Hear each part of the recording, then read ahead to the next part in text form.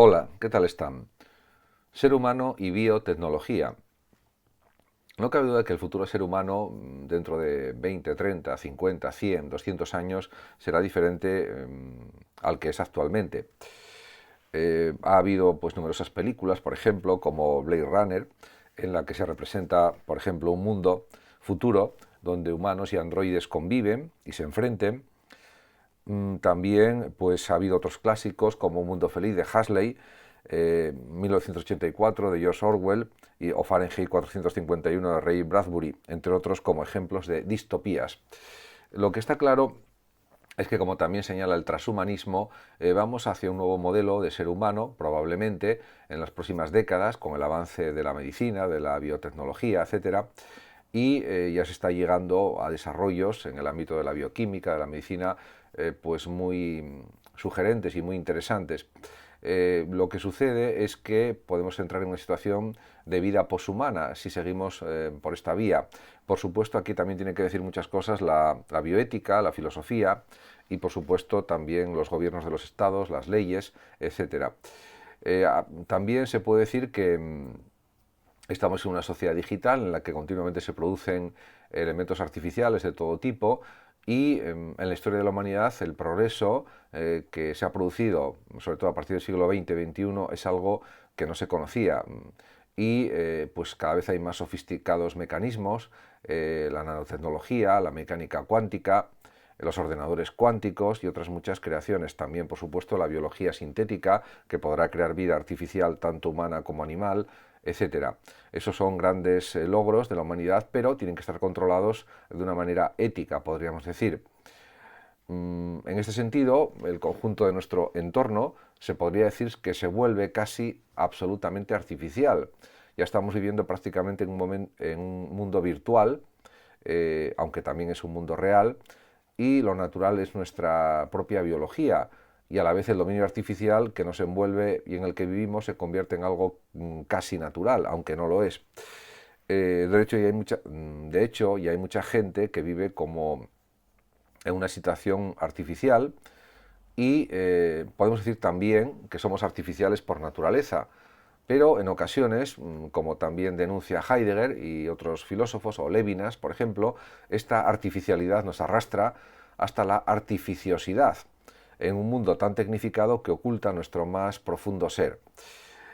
Durante las últimas décadas, por ejemplo, del siglo XX, se han ido agudizando las contradicciones que se habían observado décadas atrás, y la utopía del progreso, el reino del optimismo, parece que está perdiendo fuerza y como que es algo pues propio de una ilusión, pero que realmente no tiene visos de realidad, parece ser. De hecho, en este siglo XXI en el que estamos viviendo, la paradoja se tiende a agravar porque se advierten nuevas realidades humanas o humanoides, como los cyborgs, androides, clónicos, etc.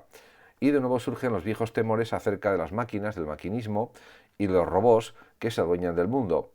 En este sentido, contra las utopías modernas nacen también las distopías postmodernas. Por tanto, se puede discutir lo que significa la naturaleza humana, pero más allá de esta preocupación metafísica y ética también, por la definición del ser humano, se nos impone también una inquietud de igual importancia, pero más acuciante. Por ejemplo, cabe preguntarse qué debemos hacer. Uno de los referentes para abordar esta cuestión desde una perspectiva actual es Hans Jonas. El análisis de Jonas parte de dos consideraciones. Primero, la ciencia y la técnica han invertido las relaciones entre hombre y mundo. De hecho, desde los hombres antiguos, desde la edad antigua, la potencia humana era limitada, mientras que el mundo en cambio era infinito. Hoy en día la situación se ha invertido. Jonas lo ejemplifica a través de la contraposición entre la polis o ciudad-estado griega, enclave civilizado, rodeado de un entorno totalmente natural, y el mundo actual, donde la naturaleza se conserva en los parques naturales, rodeados de civilización y tecnología, y la naturaleza es muy claramente vulnerable. En segundo lugar, la otra consideración, la segunda, es que el hombre es el único ser conocido que tiene responsabilidad, porque los animales no tienen responsabilidad en la conservación del planeta. Y esta responsabilidad surge o emana de la libertad, pero es al mismo tiempo una carga. Por ello, las generaciones actuales tienen la obligación moral u obligación ética de hacer posible la continuidad de la vida de las siguientes generaciones. En definitiva, como conclusión, Jonas plantea la responsabilidad de mantener un mundo habitable y un mundo humano. Y este mundo debería ser la clara expresión de ser tal de la humanidad, una humanidad creadora de objetos, pero también de valores. Pero, de todas formas, el problema del hombre no está solucionado.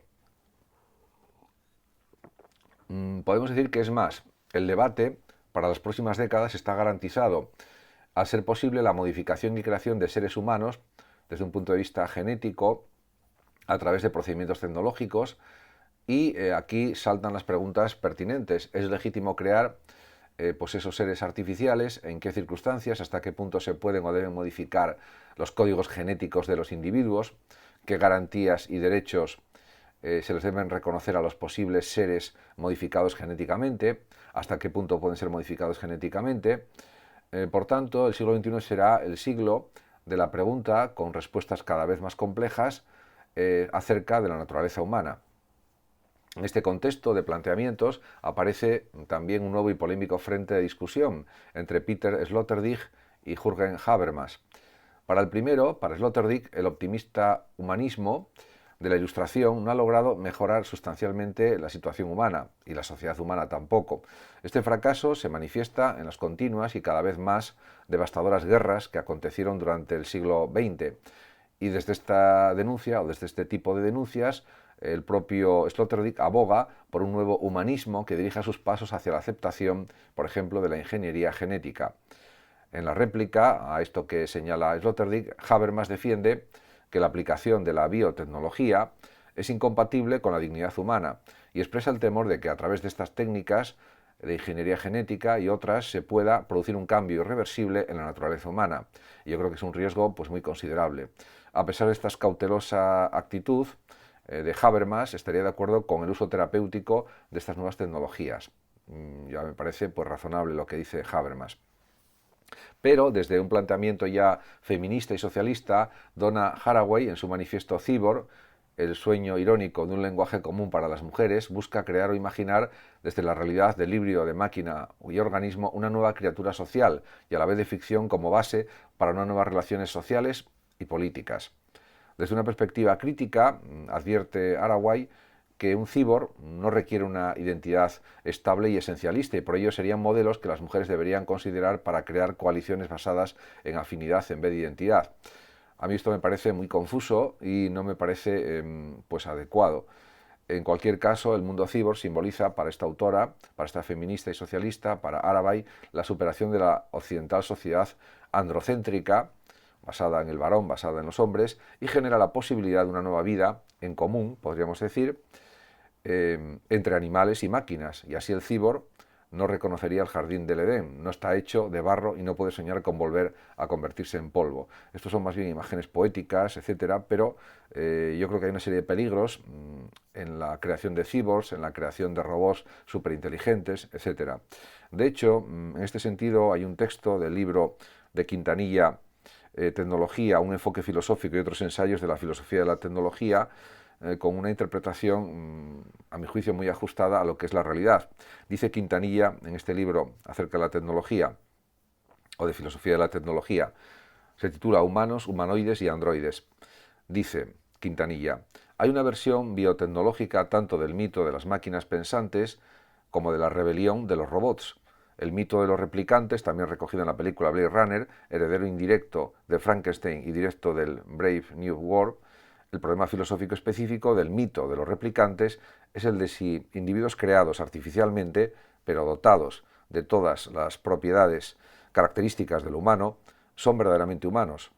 Los creadores del mito se inclinan a pensar que sí, y yo creo que tienen razón. Otra cosa, perdón, es que el objetivo tecnológico de crear individuos humanos con dotación genética completamente controlada sea factible y moralmente razonable. En esta última frase, a mi juicio, está la clave del problema, porque moralmente razonable no parece crear individuos humanos con una dotación genética completamente controlada, que puede estar muy cambiada, muy transformada y que los convierte en seres parecidos a humanos, pero que realmente no responden a la esencia de lo que es un ser humano o a las características comunes de lo que podemos entender por seres humanos. Por tanto, en ese sentido me parece excesivo este planteamiento de la biotecnología en general, y por eso tiene que haber un control legal y un control ético de todos los avances en biotecnología, en robots superinteligentes, en androides que se vayan desarrollando en el mercado, etcétera. Otra cuestión diferente es el uso terapéutico de todas estas posibilidades tecnológicas que están ahí presentes. Por ejemplo, a nivel genético se podrían curar con los avances de la genética muchísimas enfermedades de tipo genético, se podría luchar mejor contra todos los tipos de cáncer que existen, y en ese sentido eso sería algo claramente positivo. Pero hay que tener en cuenta los riesgos también que señalan muchas veces también los propios autores transhumanistas, y que, por ejemplo, pues, un filósofo como Antonio Dieguez también señala en uno de sus libros, Transhumanismo, y establece que hay una serie de riesgos en el avance de la tecnología y de la biotecnología. Ese es un punto también crucial que hay que considerar. Por tanto, tiene que haber muchos análisis desde la perspectiva de la bioética, análisis legales también, análisis jurídicos, y también los propios filósofos tienen que ponerse a controlar el avance de la tecnología a través de normas, de principios. Por ejemplo, están los principios ya sabidos, por ejemplo, en relación con el control de los robots superinteligentes, por ejemplo, las reglas que había establecido el propio Isaac Asimov para evitar que los robots nos suplanten a los humanos, etcétera, etcétera. Muchas gracias a todos por su atención, saludos como siempre a todos y también a los oyentes de Radio Sofando de México. Hasta siempre.